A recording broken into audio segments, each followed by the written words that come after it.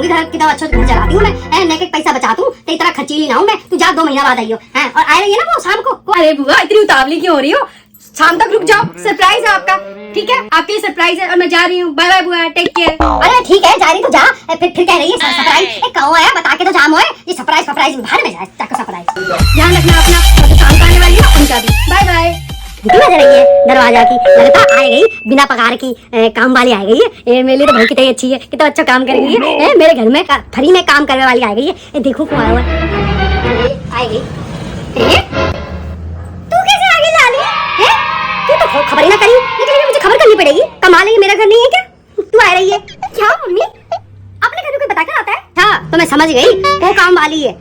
Mummy भाभी का मेरे पास फोन आया था कि आप और भाभी मुझे बहुत याद कर रही हैं, तो मैंने सोचा क्यों ना आपसे मिलने ही आ जाऊं और छुट्टियां हैं कुछ दिन बिता ही लूं। कह रही थी भाभी मुझसे कि कुछ दिनों के लिए आ जाना घर पे। ऐसा है ना, वो याद कर रही ना मैं याद कर रही। भाभी क्या कह रही थी कि आप मुझे बहुत याद कर रही हो, भाभी भी मुझे बहुत याद कर रही है। कितने दिन हो गए मैं घर नहीं आई हूँ, मैके नहीं आई हूँ, तो आ जाऊँ। तो वो मुझे कितना याद कर रही थी, तो मैं इसलिए आ गई कि आप लोग मुझे बहुत याद कर रहे थे, तो मैं आ गई।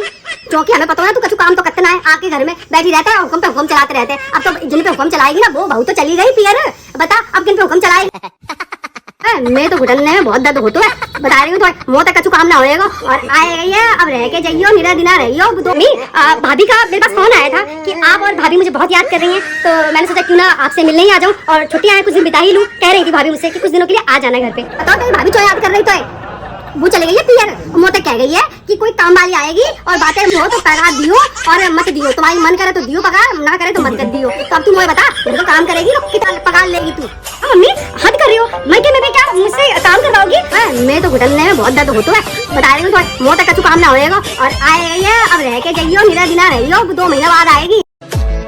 नो कह रही है कि जितना मर्जी दिन वो फ्री में काम करेगी, तुम्हारा मन करे तो दियो, न मन करे तो ना दियो। तो ऐसा मैं तो 1 रुपया ना दूं। मम्मी तुमने मुझे क्या यहाँ पर काम करने के लिए बुलाया है और मतलब काम करवाओगी और मुझे पगार भी दोगी? ये क्या बात हुई? अपने मैके में क्या काम करने आती है लड़कियाँ?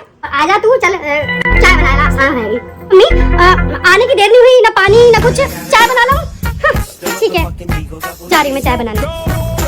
हे भगवान आने की देर में भी चाय का ऑर्डर आ गया। चाय बनाऊं, किसमें बनाऊं, कौन से बर्तन में बनाऊं, मुझे इनका कोई ठिकाना नहीं है।